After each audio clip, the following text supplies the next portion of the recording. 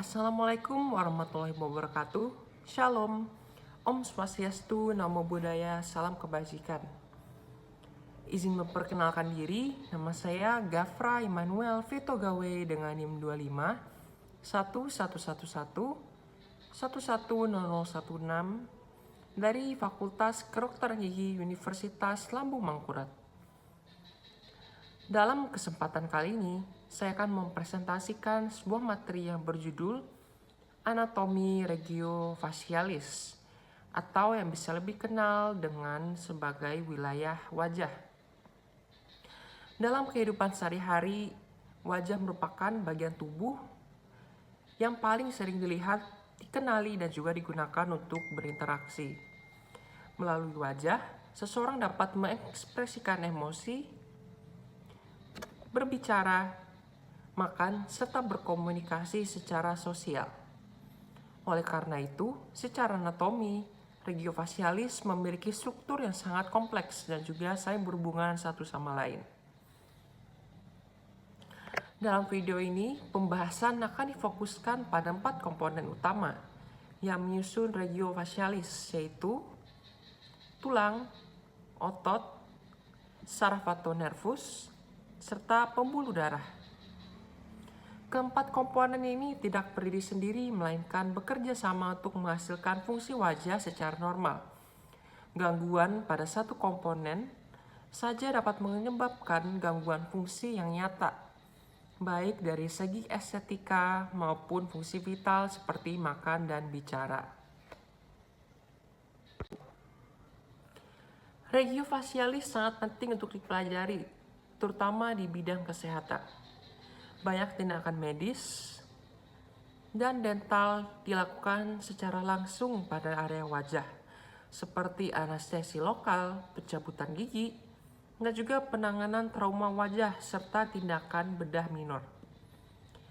Selain itu, regiofacialis juga sering menjadi lokasi terjadinya kondisi klinis tertentu, seperti Bell's palsy, yaitu kelumpuhan otot wajah akibat gangguan saraf, infeksi wajah, pendarahan akibat trauma, serta penyebaran infeksi ke dalam rongga kepala. Oleh karena itu, pemahaman anatomi regiofacialis bukan hanya penting secara teori, tetapi juga menjadi dasar keselamatan dalam praktik klinis.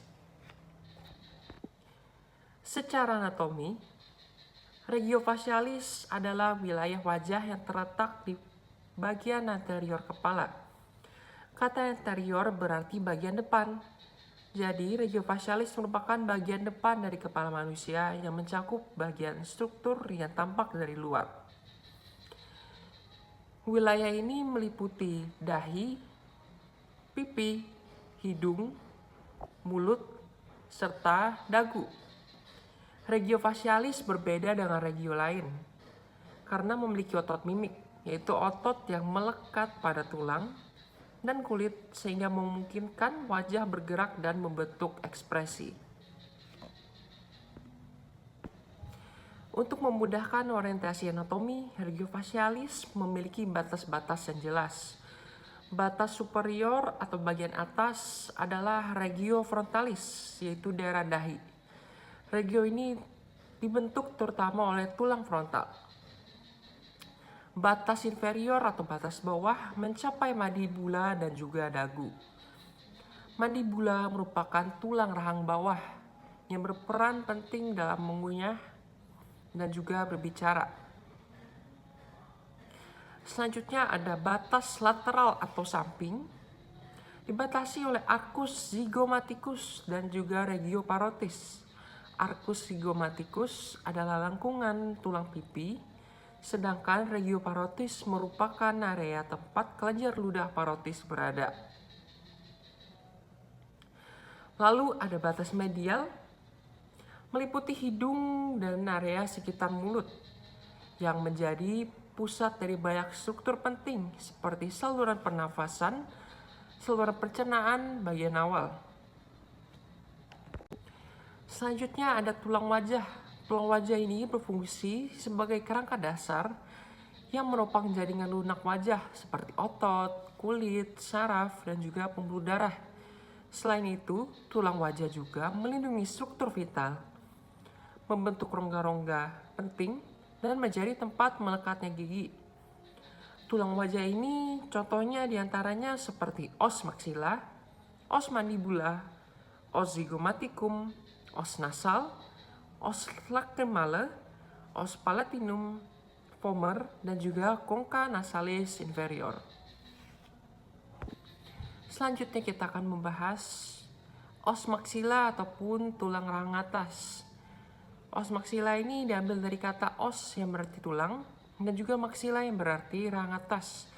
Os maxilla ini memiliki peran yang sangat penting karena membentuk pertama, dinding lateral cavum-nasi.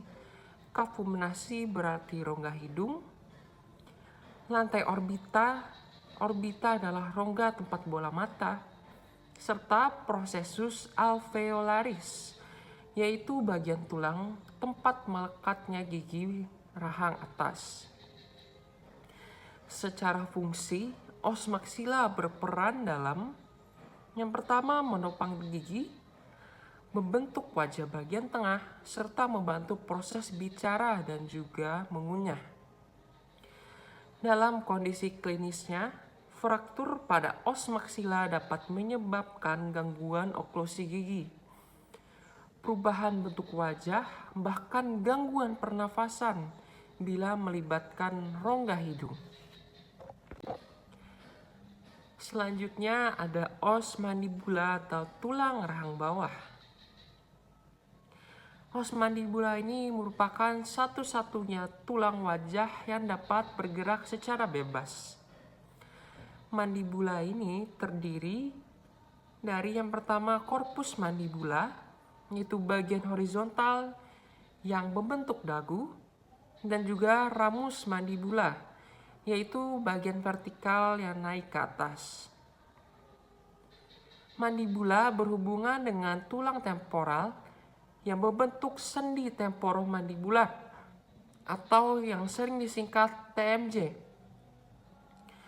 Sendi ini memungkinkan gerakan membuka dan menutup mulut serta gerakan menggeser rahang.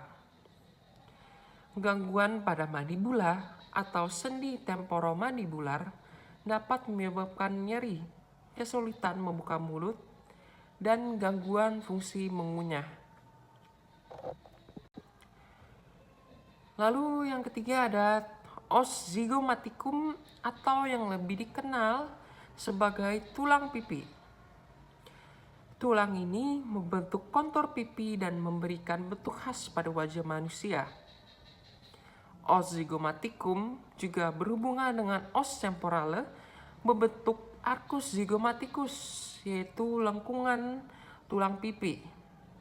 Arcus zygomaticus berfungsi sebagai tempat perlekatan otot masseter, yaitu salah satu otot pengunyahan terkuat pada manusia. Selain tulang utama, terdapat beberapa tulang kecil namun penting, antara lain os nasal yang membentuk bagian atas hidung, os lacrimal, tulang kecil di sudut mata yang berhubungan dengan saluran air mata, os palatinum yang membentuk langit-langit keras di bagian belakang, vomer yaitu yang membentuk sekat hidung, dan juga concha nasalis inferior, yaitu tulang turbinat yang membantu aliran udara di hidung.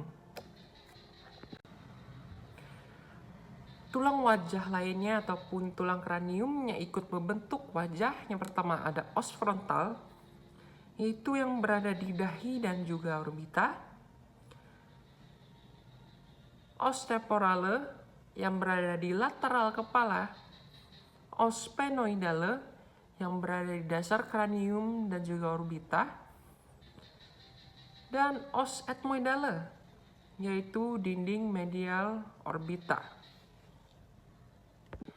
Terdapat beberapa titik penting pada regio facialis ini. Yang pertama ada foramen supraorbitale, foramen infraorbitale, foramen mentale, arcus zygomaticus, dan juga processus alveolaris. Kelima titik penting ini sangat penting untuk jalur nervus dan juga anestesi blok. Bagian yang ingin kita bahas selanjutnya adalah otot mimik atau otot wajah yang memungkinkan manusia bisa mengekspresikan emosi. Ciri khas dari otot mimik ini adalah melekat pada tulang dan kulit, bukan hanya pada tulang seperti otot rangka lainnya. Akibatnya, kontraksi otot ini berlangsung menggerakkan kulit wajah. Sebagian besar otot mimik ini dipersarafi oleh nervus facialis atau saraf kranial ketujuh. Selanjutnya kita akan membahas otot sekitar mata. Otot utama di sekitar mata adalah musculus orbicularis oculi. Otot ini berfungsi untuk menutup kelopak mata, baik secara ringan saat berkedip maupun kuat saat menyipitkan mata. Otot lainnya adalah musculus corrugator supercilii yang menarik alis ke arah medial dan bawah sehingga menghasilkan ekspresi marah atau mengernyit. Sedangkan musculus levator palpebra superioris berfungsi membuka kelopak mata atas. Penting untuk diketahui bahwa otot ini tidak dipersarafi oleh saraf kranial ketujuh, melainkan saraf kranial ketiga yaitu nervus oculomotorius. Selanjutnya adalah otot sekitar hidung. Di sekitar hidung terdapat otot-otot kecil seperti musculus nasalis yang berfungsi untuk mengatur lebar lubang dari hidung. Ada juga musculus procerus yang menarik kulit di pangkal hidung sehingga menimbulkan kerutan. Otot ini berperan dalam ekspresi wajah halus, seperti ekspresi tidak suka atau marah ringan. Selanjutnya yang kita bahas yaitu otot di sekitar mulut. Otot di sekitar mulut ini adalah otot yang paling banyak pada wajah. Otot utama di sekitar mulut ini adalah musculus orbicularis oris, yang dimana fungsinya adalah untuk menutup mulut dan juga mengerucutkan bibir seperti saat bersiul ataupun mencium. Kemudian terdapat musculus buccinator yang sangat penting untuk proses mengunyah. Fungsi buccinator ini adalah menekan pipi ke arah gigi sehingga makanan tidak menumpuk di vestibula mulut. Buccinator ini juga berperan dalam meniup dan juga bersiul. Selanjutnya ada otot zygomaticus mayor dan juga minor. Otot ini berperan dalam membentuk senyuman. Zygomaticus mayor menarik sudut mulut ke atas dan lateral sehingga menghasilkan senyum. Selanjutnya ada beberapa otot tambahan di sekitar mulut ini. Yang pertama yaitu musculus levator labii superioris. Otot ini berfungsi untuk mengangkat bibir ke atas. Lalu yang selanjutnya ada musculus levator anguli oris. Otot ini berfungsi untuk mengangkat sudut mulut sehingga membantu ekspresi tersenyum. Lalu ada musculus risorius. Musculus risorius ini berfungsi untuk menarik sudut mulut ke lateral yang sering tampak pada ekspresi tersenyum tipis. Sebaliknya, otot yang menurunkan sudut mulut adalah musculus depressor angulioris yang berperan pada ekspresi sedih. Otot yang menurunkan bibir bawah adalah musculus depressor labii inferioris. Selanjutnya ada otot musculus mentalis yang terletak pada dagu dan berfungsi mendorong bibir bawah ke atas sehingga menghasilkan ekspresi cemberut atau monyong. Terakhir terdapat musculus plastissima, yaitu otot tipis yang sebenarnya berasal dari leher tetapi memiliki peran pada wajah. Plastissima ini menarik sudut mulut ke bawah dengan menegangkan kulit leher. Secara ringkas, otot regiofacialis ini terdiri atas beberapa bagian, yaitu sekitar mata, mulut, dan juga hidung. Otot di sekitar mata ini fungsi utamanya adalah untuk berkedip dan juga menutup mata. Otot di hidung berfungsi untuk mengatur nares, dan di mulut untuk mengatur ekspresi, bicara, dan juga mengunyah. Dan hampir seluruh otot ini dipersarafi oleh saraf kranial ketujuh, yaitu saraf facialis. Lalu ada kondisi klinis dari regiofacialis ini, yaitu Bell's palsy. Bell's palsy adalah kelumpuhan nervus facialis yang terjadi secara tiba-tiba. Biasanya pada satu sisi wajah akibat peradangan saraf. Gejalanya sendiri meliputi sulit menutup mata pada sisi yang terkena, dan kondisi ini juga menunjukkan peran saraf kranial ketujuh sebagai saraf motorik utama otot mimik wajah. Selanjutnya ada nervus regiofacialis. Pada bagian ini kita akan membahas nervus atau saraf yang terdapat pada regiofacialis. Saraf memiliki fungsi utama sebagai penghantar impuls atau sinyal dari dan ke otak. Di regiofacialis ini, saraf berperan dalam dua fungsi besar, yaitu yang pertama, fungsi motorik, yaitu menggerakkan otot wajah. Kedua, fungsi sensorik, yaitu memberikan sensasi seperti rasa sentuhan, nyeri, dan suhu pada kulit wajah. Secara sederhana, saraf motorik ini memungkinkan wajah bergerak, sedangkan saraf sensorik memungkinkan wajah merasakan.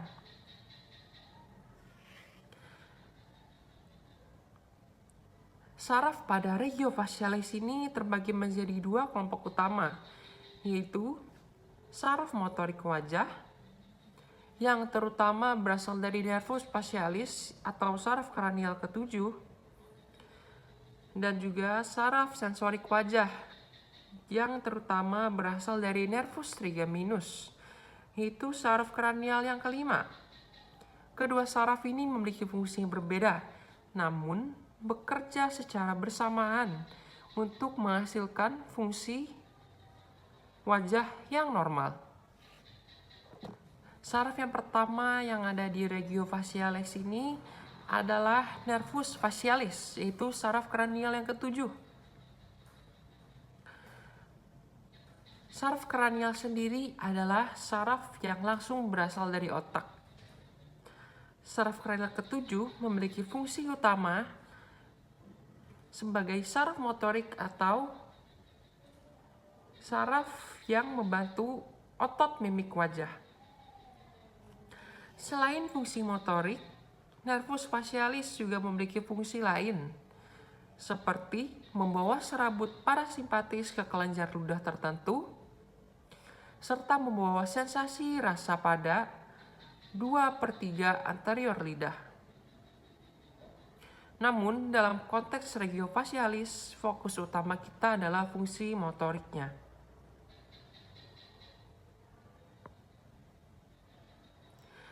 Jalur perjalanan dari saraf kranial ketujuh ini, yang pertama adalah nervus facialis keluar dari tengkorak melalui foramen stylomastoideum.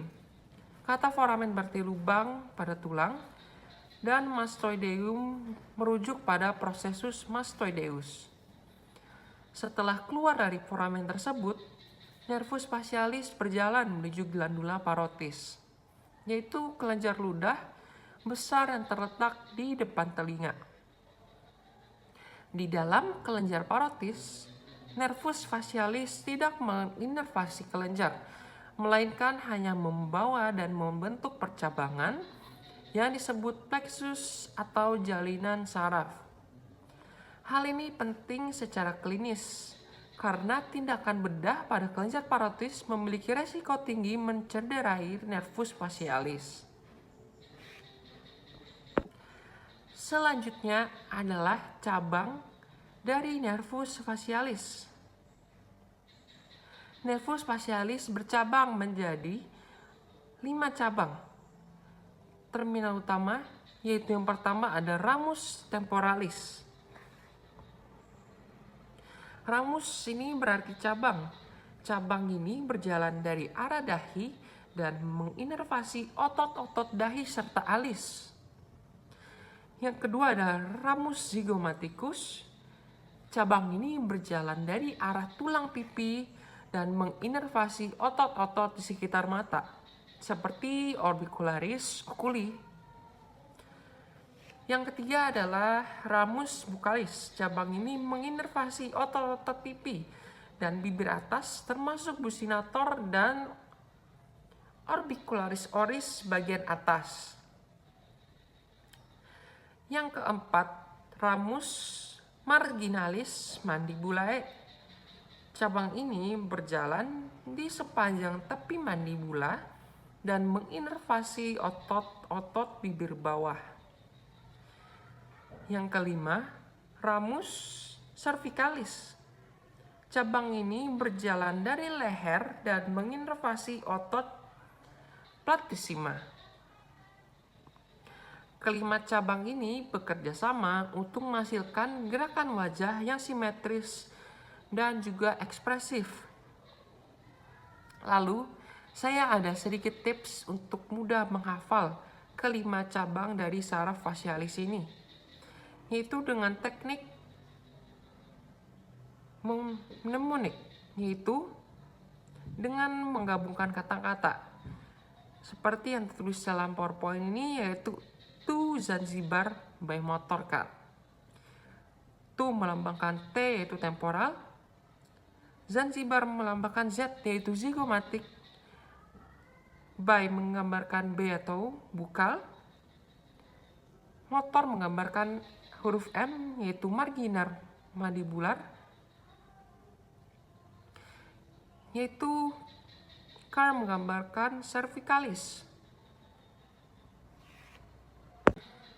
Di nervus facialis ini sebenarnya ada korelasi klinis dengan yang sudah saya jelaskan tadi, yaitu Bell's palsy.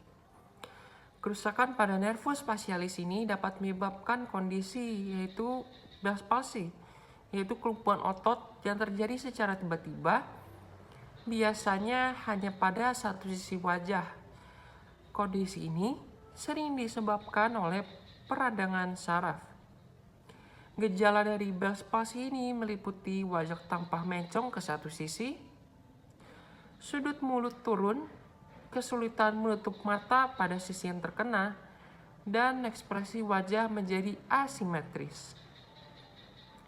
Kondisi ini menunjukkan betapa pentingnya peran nervus facialis dalam fungsi wajah.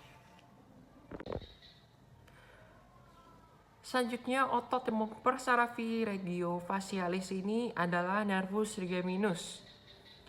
Nervus trigeminus adalah saraf kranial yang kelima, yang disingkat dengan CN5.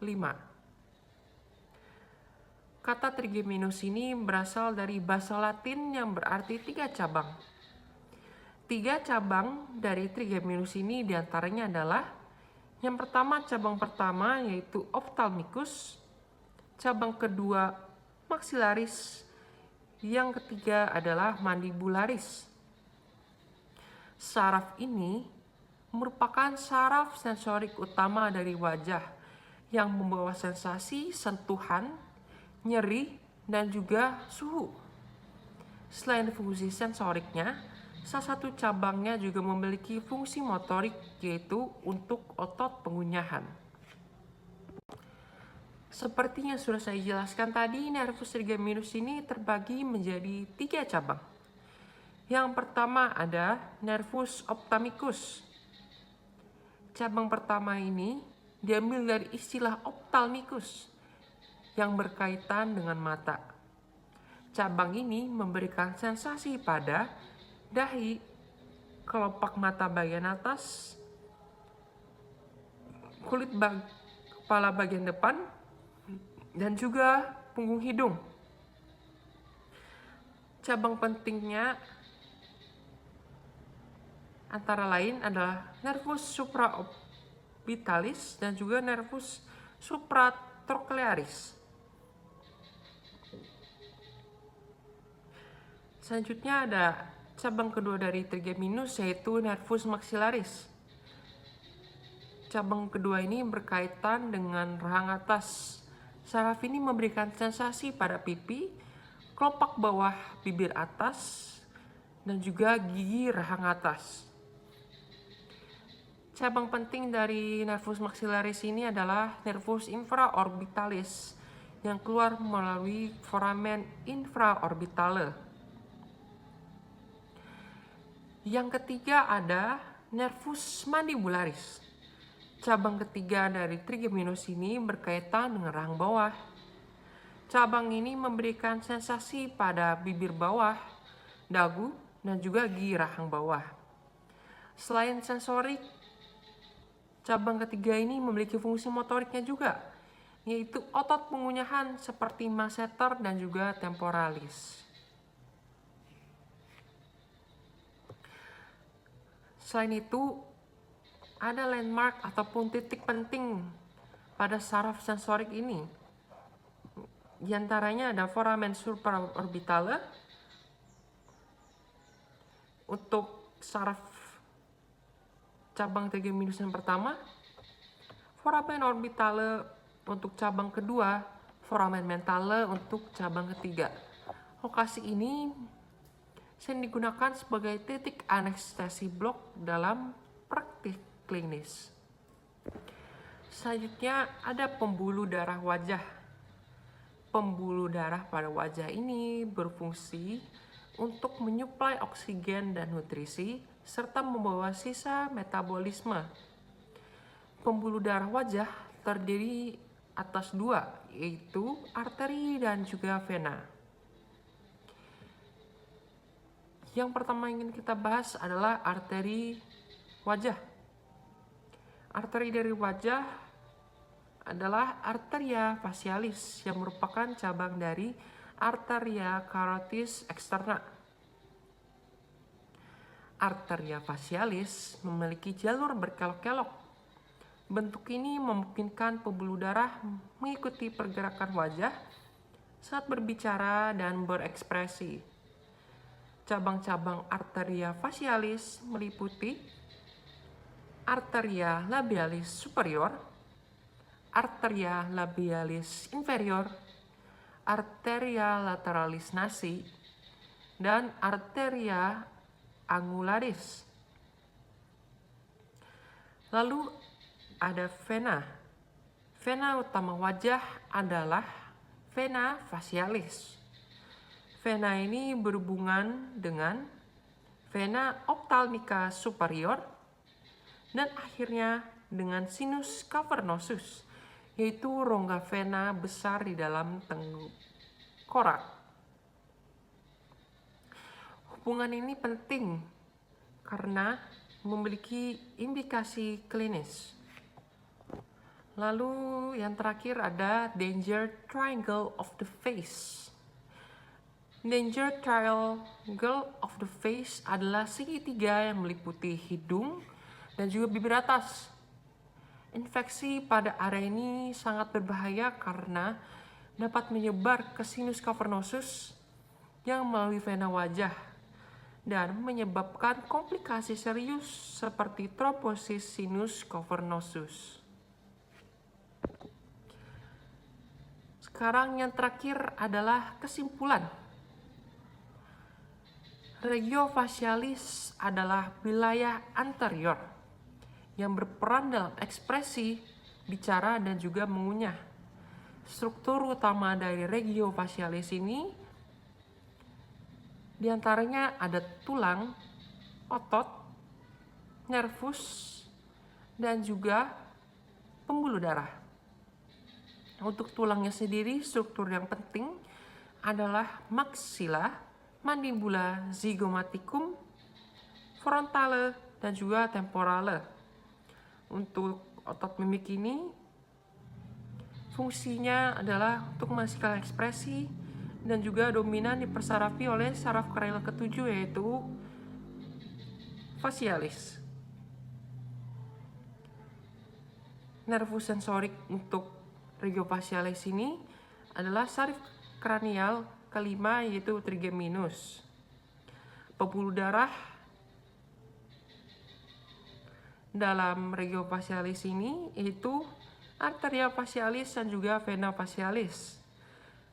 Dan kondisi klinis yang penting dan juga layak untuk menjadi perhatian di regio facialis ini diantaranya ada Bell's palsy dan juga anestesi block di foramen dan juga danger triangle of the face. Singkat kata, untuk menutup presentasi saya, pemahaman anatomi regio facialis ini sangatlah penting dalam praktik klinis, khususnya di bidang kedokteran dan juga kedokteran gigi. Akhir kata, ini saja yang bisa saya sampaikan. Saya ucapkan terima kasih. Wassalamualaikum warahmatullahi wabarakatuh.